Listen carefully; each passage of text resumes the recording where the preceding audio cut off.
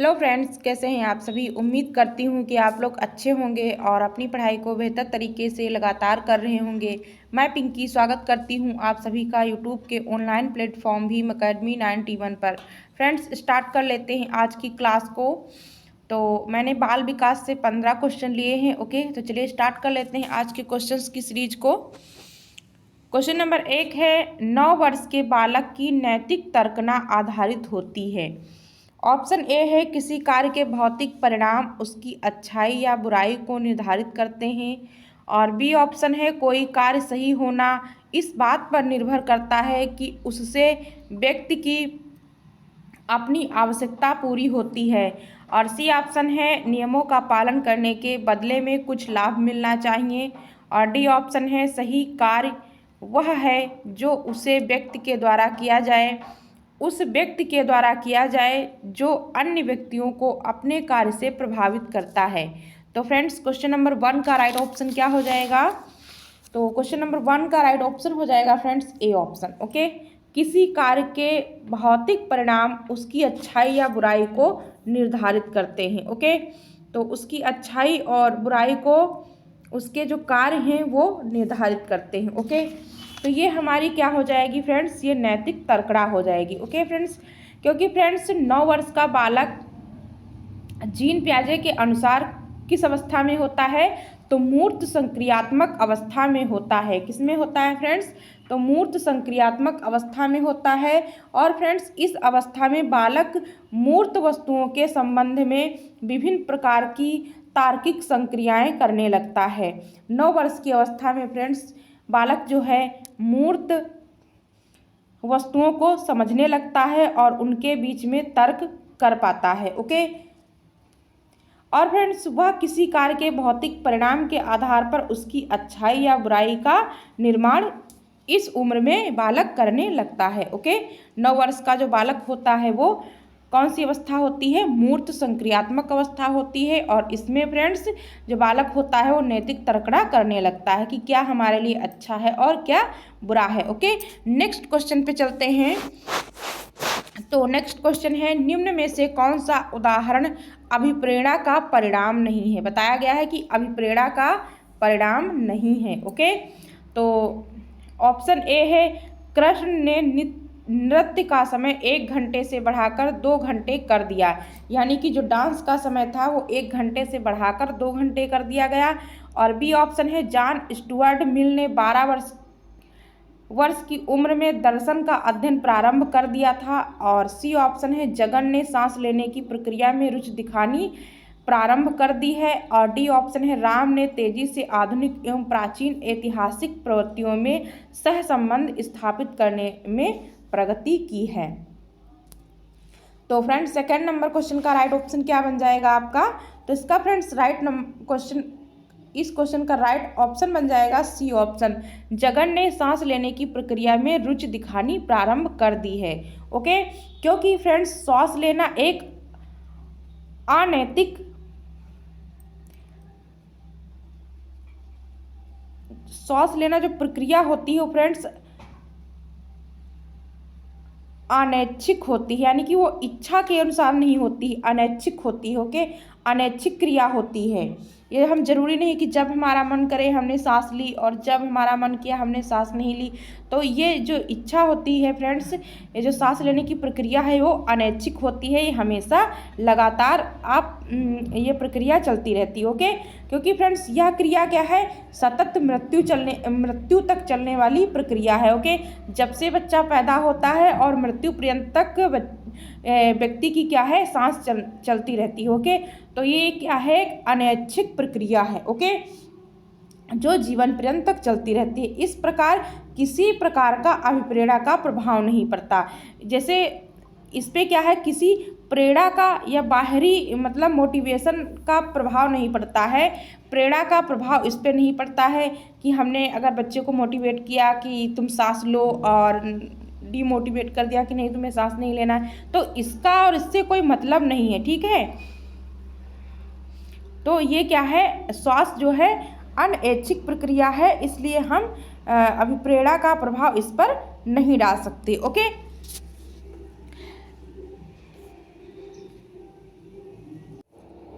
Next question पे चलते हैं।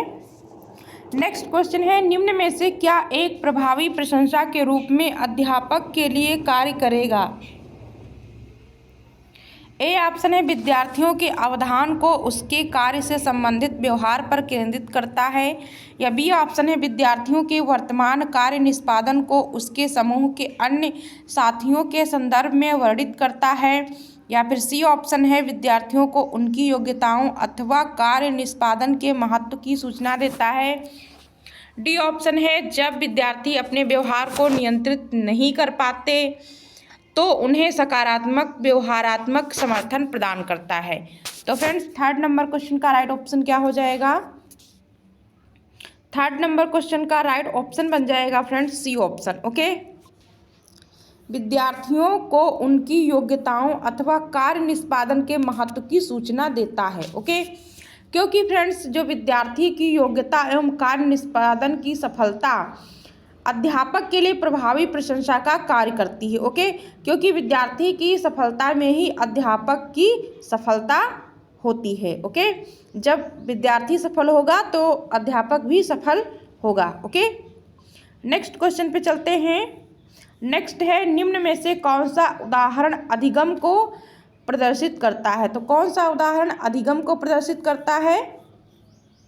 ए ऑप्शन है हाथ जोड़कर अध्यापक का अभिवादन करना, बी ऑप्शन है स्वादिष्ट भोजन देखकर मुंह में लार आना, और सी ऑप्शन है चढ़ना, भागना एवं फेंकना 3 से 5 वर्ष की अवस्था में, या फिर डी ऑप्शन है इनमें से सभी। तो फ्रेंड्स, का राइट ऑप्शन क्या हो जाएगा? फोर्थ नंबर क्वेश्चन का राइट ऑप्शन हो जाएगा फ्रेंड्स। फोर्थ नंबर क्वेश्चन का राइट ऑप्शन क्या हो जाएगा फ्रेंड्स? तो सी ऑप्शन राइट हो जाएगा, चढ़ना, भागना एवं फेंकना 3 से 5 वर्ष की अवस्था में। ये फ्रेंड्स अधिगम को प्रदर्शित करता है। ओके, क्योंकि फ्रेंड्स अधिगम का मतलब क्या होता है? सीखना। अधिगम का मतलब क्या होता है फ्रेंड्स? तो सीखना। ओके, अधिगम क्या होता है? लर्निंग होता है। ओके, किसी बच्चे को कार्य करने के तरीके को बताया जाए और छात्र उसी तरह का व्यवहार करे तो छात्र द्वारा अर्जित ज्ञान अधिगम कहलाता है। क्या कहलाता है? अधिगम कहलाता है। जैसे 3 से 5 वर्ष के बालकों को चलना, दौड़ना आदि सिखाया जाता है। ओके, तो बच्चा क्या करता है? ये सब चीज़ें सीखने लगता है। ओके, नेक्स्ट क्वेश्चन पे चलते हैं। नेक्स्ट क्वेश्चन है, निम्न में से कौन सा चिंतन की प्रक्रिया में सबसे कम महत्वपूर्ण है? तो कौन सा सबसे कम महत्वपूर्ण है? ए ऑप्शन चित्र, बी है प्रतीक एवं चिन्ह, सी है मांसपेशीय क्रियाएं, और डी है भाषा। तो फ्रेंड्स 5 नंबर क्वेश्चन का राइट ऑप्शन क्या हो जाएगा? तो इसका राइट ऑप्शन हो जाएगा डी ऑप्शन, भाषा। ओके, चिंतन प्रक्रिया का मुख्य घटक है विषय वस्तु। क्या है? विषय वस्तु, यानी कि शारीरिक क्षमता उसकी। ओके,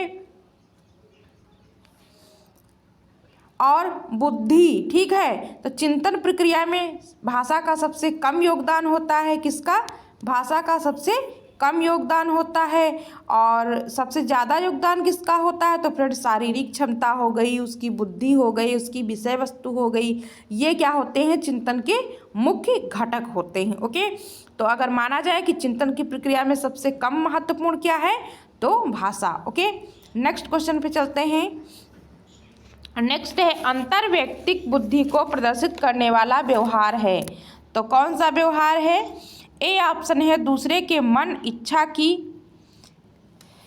की इच्छाओं एवं मंशा का पता लगाना, यानी कि जो दूसरा व्यक्ति है उसके मन की इच्छाओं और मंशा का पता लगाना, और बी ऑप्शन है दूसरे के मूड को भांप जाना, और सी ऑप्शन है मिलते जुलते संवेगों यथा उदासी एवं प्रस्ताव में भेद कर पाना, और डी ऑप्शन है दूसरों के विचारों एवं व्यवहारों को प्रभावित करने के लिए उनसे संबंधित जानकारी का प्रयोग करना।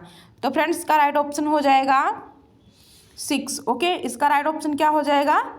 इसका राइट ऑप्शन हो जाएगा 6 नंबर का बी ऑप्शन। ओके, दूसरे के मूड को भांप जाना। ओके, अंतर्वैयक्तिक बुद्धि को प्रदर्शित करने वाले व्यवहार, यानी कि दूसरे के मूड को, यानी कि उसकी भावनाओं को, मूड मतलब उसका जो भावनाएं हैं उनको समझना, समूहों के साथ सहयोग करना, लोगों की मनोदशा समझना और उनको प्रोत्साहन देना एवं उनके जो कार्य हैं उन पर ध्यान देना। ओके, दूसरे लोगों के जो दृष्टिकोण हैं, चीज़ें हैं, उनको देखना और सुनना। ओके, ये क्या है, अंतर्वैयक्तिक बुद्धि को प्रदर्शित करने वाला व्यवहार माना जाएगा। ओके, नेक्स्ट क्वेश्चन पे चलते हैं।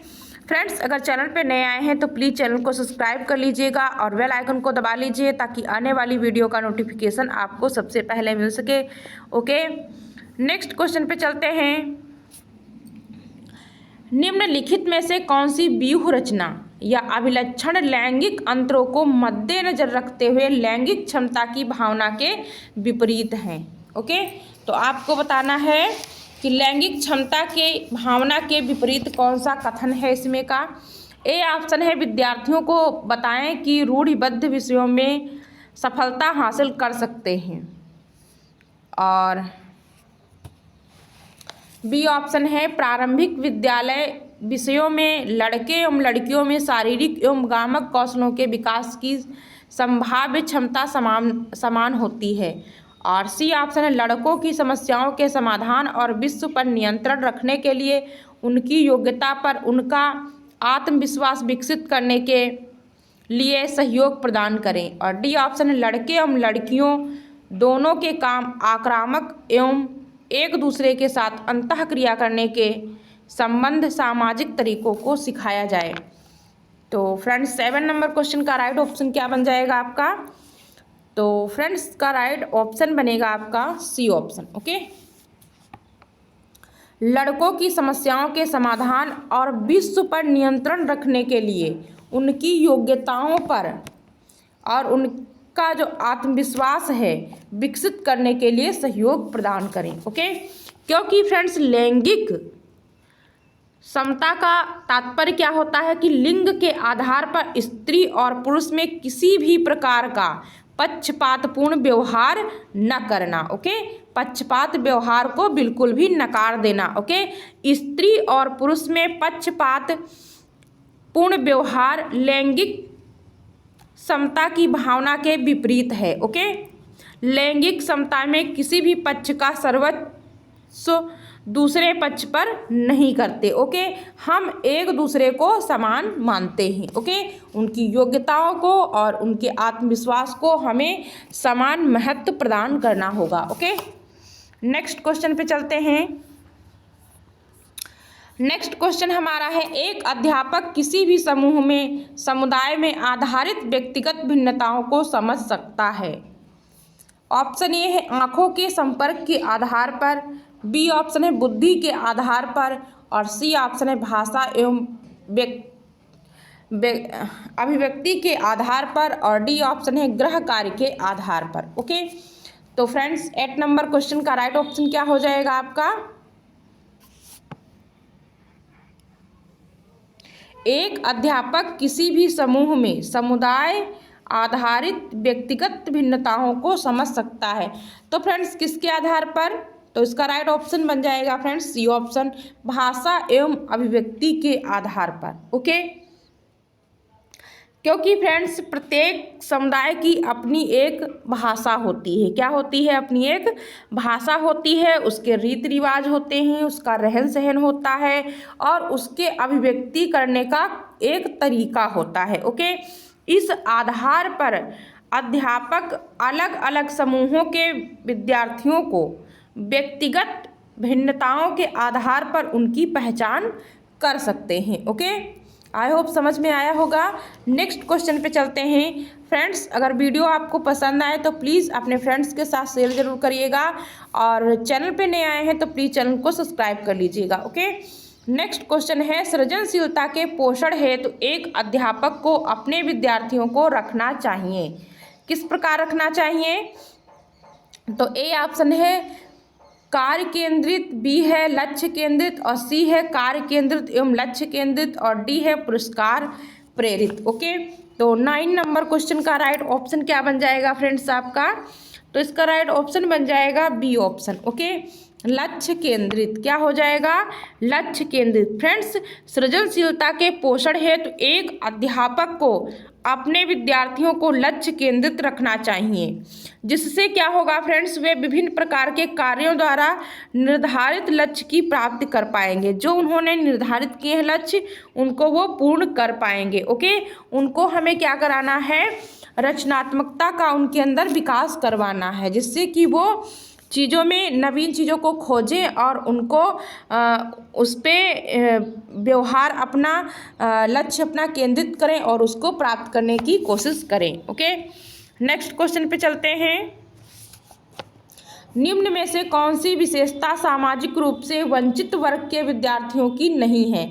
आपको बताना है कि वंचित वर्ग के विद्यार्थियों की कौन सी विशेषता नहीं है। ओके, तो ए ऑप्शन है बालकों को देखभाल के अनुभव उन्हें स्कूल के लिए प्रभावी ढंग से तैयार नहीं करते। बी है नियमित स्वास्थ्य संबंधी देखभाल नहीं मिलती। और सी ऑप्शन है व्यापक एवं विविध अनुभवों को प्राप्त करने का मौका नहीं मिलता।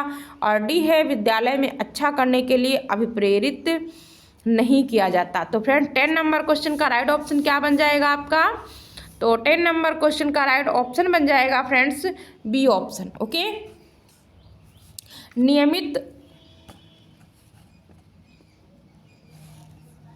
नियमित स्वास्थ्य संबंधी देखभाल नहीं मिलती। ओके, क्योंकि फ्रेंड्स स्वास्थ्य संबंधी दोष सामाजिक कारण नहीं होता है, बल्कि ये कैसा होता है? व्यक्तिगत कारण होता है। ओके, नेक्स्ट क्वेश्चन पे चलते हैं। नेक्स्ट क्वेश्चन है क्रियात्मक अनुसंधान मौलिक अनुसंधान से भिन्न है, क्योंकि यह ए ऑप्शन है अध्यापकों, शैक्षिक प्रबंधकों एवं प्रशंसकों द्वारा किया जाता है। और बी ऑप्शन है शोधकर्ताओं द्वारा किया जाता है जिनका विद्यालय से कोई संबंध नहीं होता।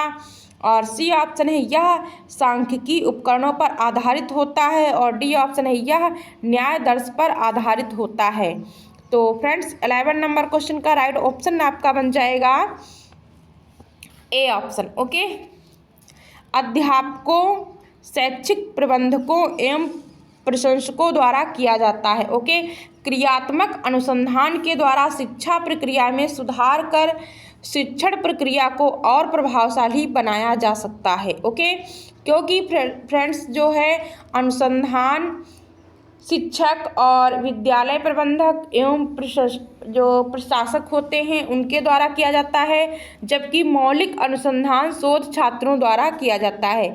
जो मौलिक अनुसंधान शोध होते हैं वो किसके द्वारा किए जाते हैं? छात्रों द्वारा। और क्रियात्मक अनुसंधान और मौलिक अनुसंधान ये किसके द्वारा होते हैं? तो ये होते हैं अध्यापकों द्वारा। ओके, आई होप समझ में आया होगा। नेक्स्ट क्वेश्चन पे चलते हैं। नेक्स्ट है क्रियात्मक अनुसंधान में ए ऑप्शन है क्रियात्मक उपकल्पनाओं का निर्माण समस्याओं के कारणों पर आधारित है। या बी ऑप्शन है क्रियात्मक उपकल्पनाओं का निर्माण किसी तर्क युक्त विवेक पर आधारित है। या फिर सी ऑप्शन है क्रियात्मक उपकल्पनाओं का निर्माण इस प्रकार किया जाता है ताकि उनका सांख्यिकी सत्यापन किया जा सके। और डी ऑप्शन है क्रियात्मक उपकल्पनाओं का निर्माण नहीं किया जा सकता। तो फ्रेंड्स 12 नंबर क्वेश्चन का राइट ऑप्शन क्या हो जाएगा? तो फ्रेंड्स का राइट ऑप्शन हो जाएगा ए ऑप्शन क्रियात्मक उपकल्पनाओं का निर्माण समस्याओं के कारणों पर आधारित है। ओके, क्योंकि विद्यालयों में किया जाने वाला क्रियात्मक अनुसंधान शिक्षण समस्याओं को दूर करने के लिए किया जाता है। जो समस्याएं होती हैं उनको दूर करने के लिए किया जाता है। इससे क्या होगा? इससे शिक्षक को प्रभावशाली तथा सुगम बनाया जा सकता है। ओके, नेक्स्ट क्वेश्चन पे चलते हैं। नेक्स्ट है राष्ट्रीय पाठ्यचर्या रूपरेखा 2005 में बहुभाषा को एक संसाधन के रूप में समर्थन दिया गया है, क्योंकि ए ऑप्शन है यह एक अच्छा तरीका है जिसमें प्रत्येक बालक सुरक्षित महसूस करें। और बी ऑप्शन है भाषागत पृष्ठभूमि के कारण कोई भी बालक पीछे न छूट जाए। और सी ऑप्शन है यह बालकों को अपने पर विश्वास के लिए प्रोत्साहन देगा। और डी ऑप्शन है इनमें से सभी। तो फ्रेंड्स 13 नंबर क्वेश्चन का राइट ऑप्शन क्या हो जाएगा? तो इसका राइट ऑप्शन हो जाएगा डी ऑप्शन। ओके, राष्ट्रीय पाठ्यचर्या 2005 में बहुभाषा को एक संसाधन के रूप में समर्थन दिया गया, क्योंकि फ्रेंड्स यह एक अच्छा तरीका है जिसमें प्रत्येक बालक अपने आप को कैसा महसूस करता है, सुरक्षित महसूस करता है, और भाषागत पृष्ठभूमि के कारण कोई भी बालक पीछे नहीं रहता, और यह बालकों को अपने पर विश्वास के लिए प्रोत्साहन भी देता है। ओके, और फ्रेंड्स कुछ और कारण बताए गए थे, जैसे इसमें क्या होता है, भाषा का विकास होता है, जैसे मातृभाषा का बालकों में क्या होता है, विकास होता है, और बालक को भाषा संबंधी समस्याओं का सामना नहीं करना पड़ता है। ओके, और इसमें क्या होता है, बालकों में आत्मविश्वास की वृद्धि हो जाती है, ठीक है, और समय की बचत हो पाती है। ओके, बहुभाषिकता को क्या माना गया, एक संसाधन के रूप में माना गया, तो इससे बहुत सारे बेनिफिट हुए कि बच्चे अपने आप को सुरक्षित महसूस करने लगे, और उनके अंदर आत्मविश्वास आया, और वो अपनी मातृभाषा में बात कर सकते थे, उनके अंदर कॉन्फिडेंस हो गया, और वो अपनी समस्याओं को भी दूर कर पाए। ओके, नेक्स्ट क्वेश्चन पे चलते हैं।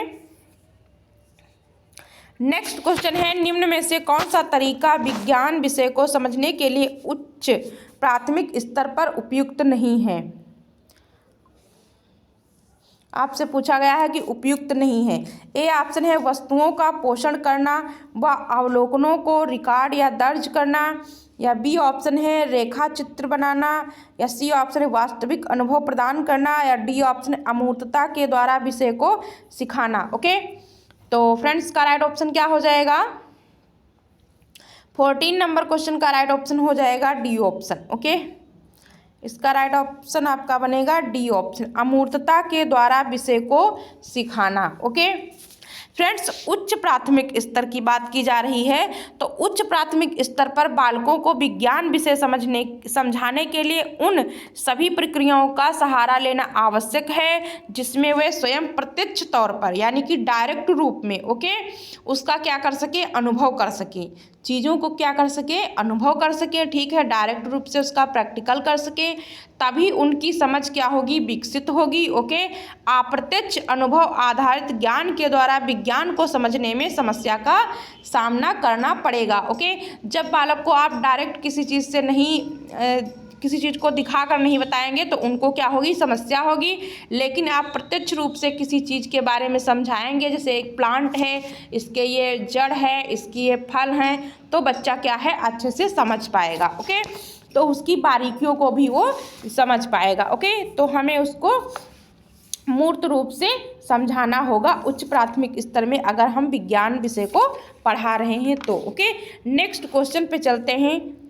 फ्रेंड्स, अगर वीडियो आपको पसंद आए तो प्लीज़ चैनल को सब्सक्राइब कर लीजिएगा और बेल आइकन को दबा लीजिएगा, और फ्रेंड्स एक लाइक अवश्य कीजिएगा और अपने फ्रेंड्स के साथ शेयर ज़रूर करना। ओके, नेक्स्ट क्वेश्चन पे चलते हैं।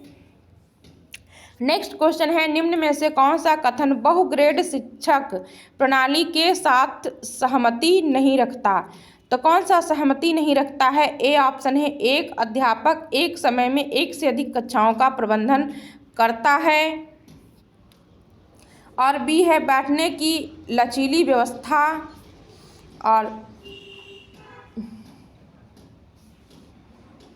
सी ऑप्शन है विभिन्न कक्षाओं में एक ही कक्षा में अंतःक्रिया, और डी ऑप्शन है विद्यार्थियों का आयु एवं योग्यता के आधार पर समान होना। तो फ्रेंड्स का राइट ऑप्शन क्या हो जाएगा? 15 नंबर क्वेश्चन का राइट ऑप्शन आपका बनेगा डी ऑप्शन, विद्यार्थियों का आयु एवं योग्यता के आधार पर समान होना। ओके, क्योंकि फ्रेंड्स बहुग्रेड शिक्षा प्रणाली ऐसी शिक्षण प्रणाली होती है जिसमें एक अध्यापक एक ही समय अलग अलग कक्षाओं के विद्यार्थियों को एक ही कक्षा में बैठाकर शिक्षण कार्य करता है। जैसे आपने भी किया होगा कि जब शिक्षक की कमी हो, या फिर अगर शिक्षक चाहें, शिक्षक की सहमति हो, अगर प्रिंसिपल की सहमति हो, तो शिक्षक क्या करते, एक ही कक्षा में अलग अलग कक्षाओं के बच्चे लेकर हम उनको पढ़ाते हैं। ओके, तो वो बहुग्रेड शिक्षा प्रणाली के अंतर्गत आता है। ओके, एक ही सारे कक्षाओं के बच्चों को लेकर एक ही कक्षा में उनको बैठा के शिक्षण प्रदान करना। ओके, तो ये हमारा इसका राइट ऑप्शन हो जाएगा। ओके,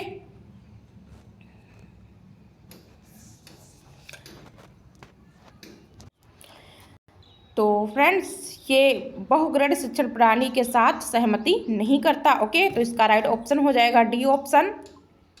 तो समझ में आया होगा कि बहुग्रेड शिक्षा प्रणाली क्या होती है कि एक ही क्लास में विभिन्न कक्षाओं के बच्चों को बैठाकर पढ़ाना। ओके फ्रेंड्स, आपके 15 क्वेश्चन कंप्लीट हुए।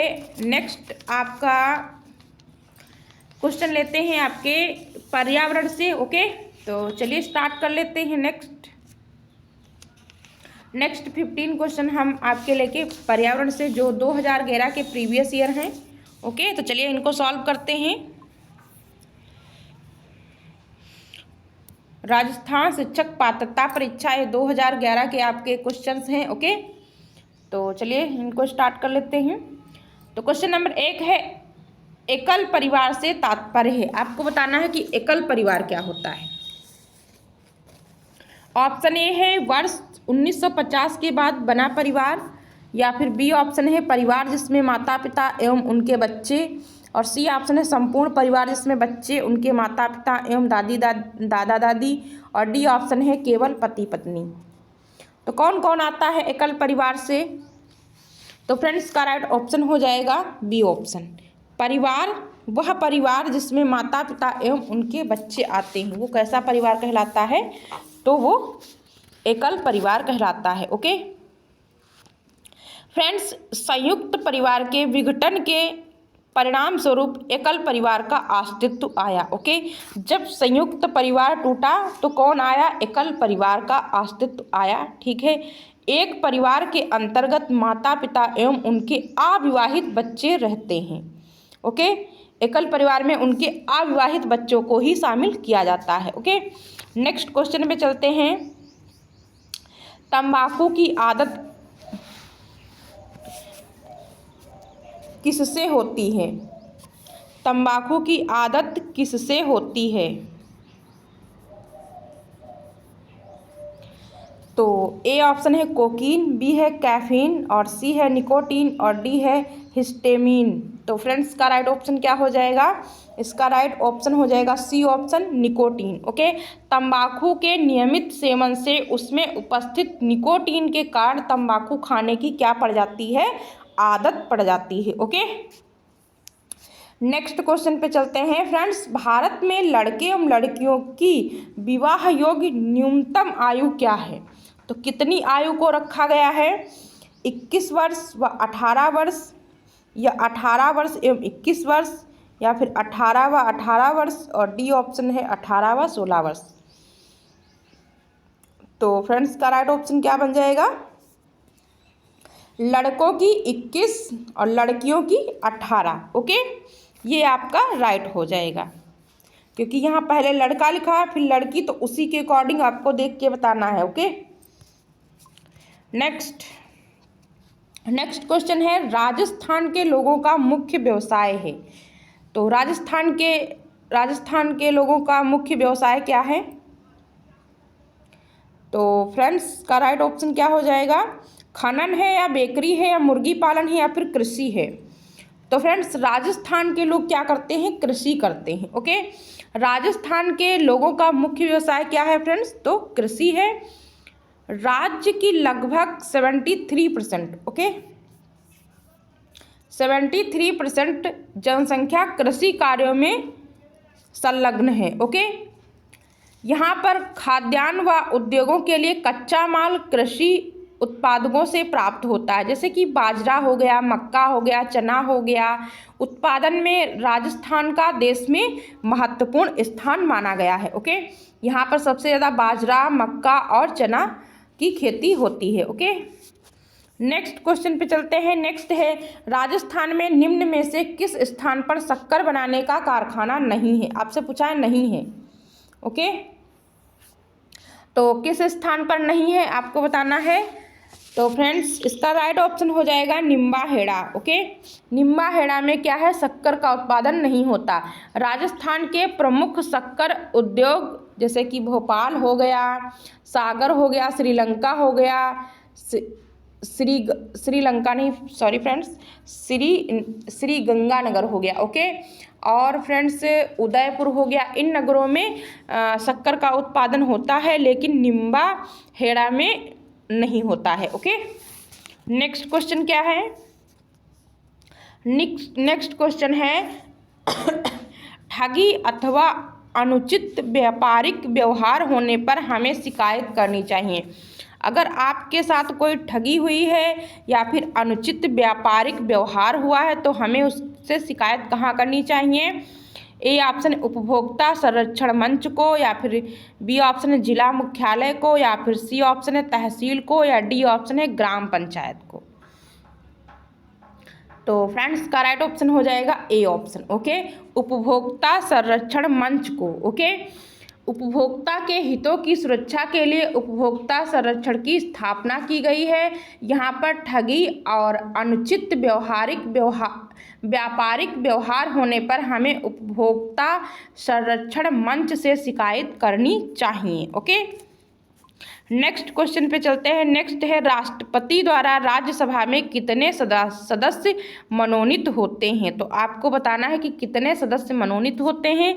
तो फ्रेंड्स का राइट ऑप्शन हो जाएगा ए ऑप्शन, 12 सदस्य मनोनीत होते हैं। ओके फ्रेंड्स, राज्यसभा संसद का ऊपरी सदन है। कैसा सदन है, तो ऊपरी सदन है। ओके, ऊपरी सदन है। इसका सभापति उपराष्ट्रपति होता है। कौन होता है, तो सभापति कौन होता है, इसका सभापति होता है उपराष्ट्रपति। कौन होता है, उपराष्ट्रपति। ओके, उपराष्ट्रपति होता है। और राज्यसभा के सदस्यों की संख्या कितनी होती है, राज्यसभा के सदस्यों की संख्या कितनी होती है, तो 250 होती है। राज्यसभा के सदस्यों की संख्या कितनी होती है, तो अधिकतम होती है 250, और इनमें से 12 सदस्यों को राष्ट्रपति द्वारा मनोनीत किया जाता है। तो 12 सदस्यों को किसके द्वारा मनोनीत किया जाता है, तो राष्ट्रपति द्वारा मनोनीत किया जाता है। और यह व्यवस्था फ्रेंड्स आयरलैंड के संविधान से ली गई है। पूछा जा सकता है कि यह व्यवस्था किस संविधान से ली गई है, तो आयरलैंड के संविधान से ली गई है। और राज्यसभा में मनोनीत सदस्य कला, विज्ञान, समाज सेवा आदि में महत्व स्थान रखने वाले होते हैं। ओके, नेक्स्ट क्वेश्चन पे चलते हैं। तो नेक्स्ट क्वेश्चन है आपका, जिला उद्योग केंद्र किस योजना के तहत शहरी एवं ग्रामीण युवकों को रोजगार मुहैया कराता है। तो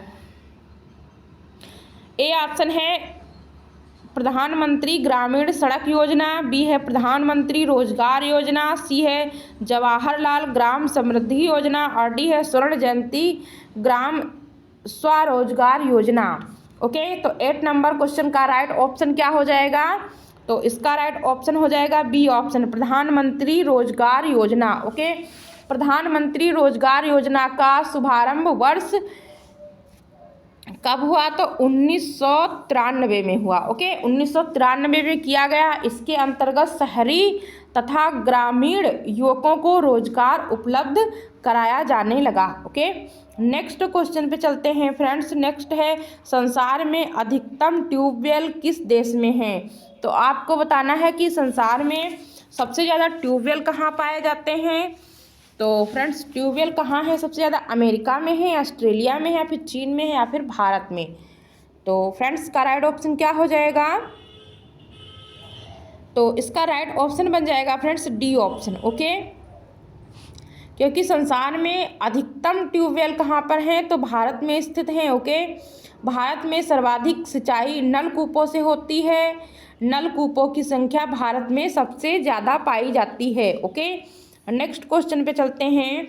नेक्स्ट है, गणगौर का त्यौहार मनाया जाता है। तो फ्रेंड्स, गणगौर का त्यौहार कब मनाया जाता है, तो ए ऑप्शन है आपका है चैत्र शुक्ल तीज को, या बी है श्रावण शुक्ल तीज को, या डी है भाद्रपद कृष्ण पक्ष अष्टमी को, या फिर डी ऑप्शन है चैत्र शुक्ल नवमी को। तो फ्रेंड्स का राइट ऑप्शन बन जाएगा ए ऑप्शन चैत्र शुक्ल तीज को। ओके,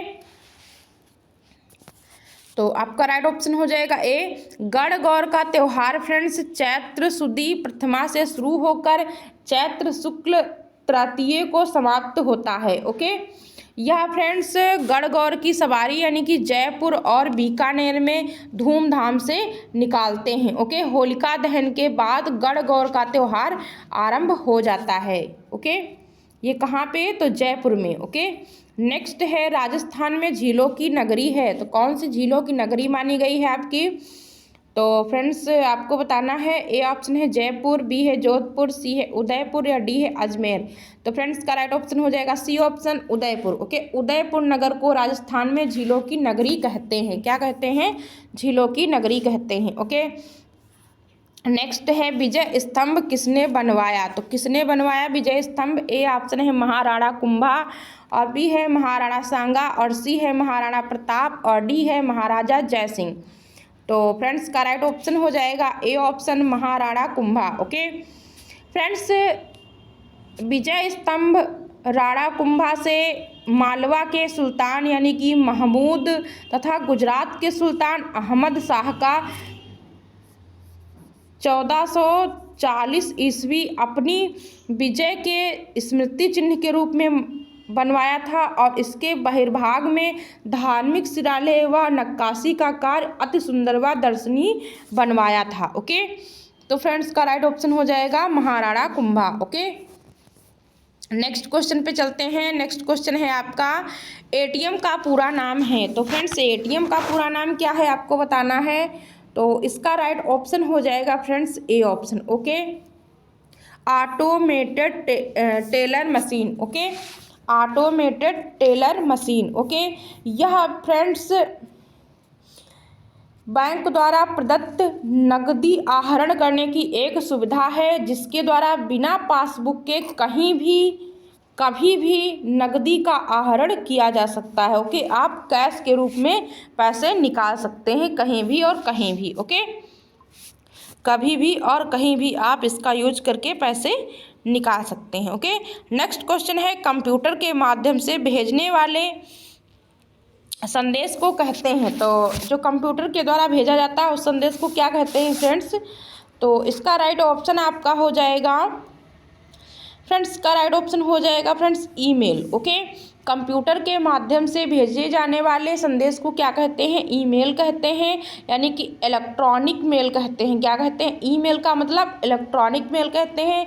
फ्रेंड्स यह संचार के लिए एक क्रांति है। ओके, जो हम घंटों करते थे चीज़ें, एक दिन में 2 दिन में हो पाती थी, वो अब क्या होता है मिनट और सेकंड में काम हो जाता है ईमेल के जरिए। ओके, नेक्स्ट क्वेश्चन पे चलते हैं। डेंगू रोग का वाहक है, तो फ्रेंड्स डेंगू रोग किससे होता है, तो इसका राइट ऑप्शन आपको बताना है। तो इसका राइट ऑप्शन हो जाएगा फ्रेंड्स ए ऑप्शन एंडीज मच्छर के काटने से क्या हो जाता है फ्रेंड्स, डेंगू रोग हो जाता है। ओके, डेंगू रोग एंडीज मच्छर के काटने से होता है फ्रेंड्स, और यह एक विषाणु जनित है। कौन सा है, आपसे पूछा जाएगा, विषाणु जनित रोग है। कैसा है फ्रेंड्स, तो विषाणु जनित रोग है। और फ्रेंड्स इस बीमारी के लक्षण क्या होते हैं, तो आँखों में सूजन आ जाती है, सिर एवं जोड़ों में दर्द होने लगता है, और फ्रेंड्स ये इसको और क्या कहते हैं, डेंगू भी कहते हैं, यानी कि हड्डी तोड़ बुखार भी इसको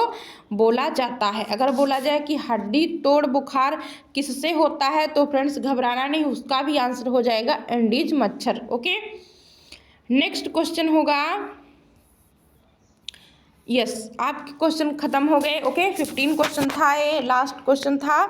तो फ्रेंड्स आपको बताना है कि वीडियो कैसी लगी। ओके, कमेंट बॉक्स में आप लोग ज़रूर बताइएगा कि वीडियो कैसी लगी, और आपको कौन से ईयर के प्रीवियस ईयर चाहिए, हम उस पर वीडियो बना देंगे। ओके, और आप लोग लगातार प्रैक्टिस करते रहिए, लगातार मेहनत करते रहिए, और आपका पेपर अच्छा जाएगा। ओके, और चैनल पे अगर नए आए हैं तो प्लीज़ चैनल को सब्सक्राइब कर लीजिएगा और बेल आइकन को दबा लीजिएगा, ताकि आने वाली वीडियो का नोटिफिकेशन आपको मिल सके और आप अपनी तैयारी को बेहतर कर सकें। ओके, मिलते हैं नेक्स्ट वीडियो में, तब तक के लिए अपना ख्याल रखिए। Thanks for watching.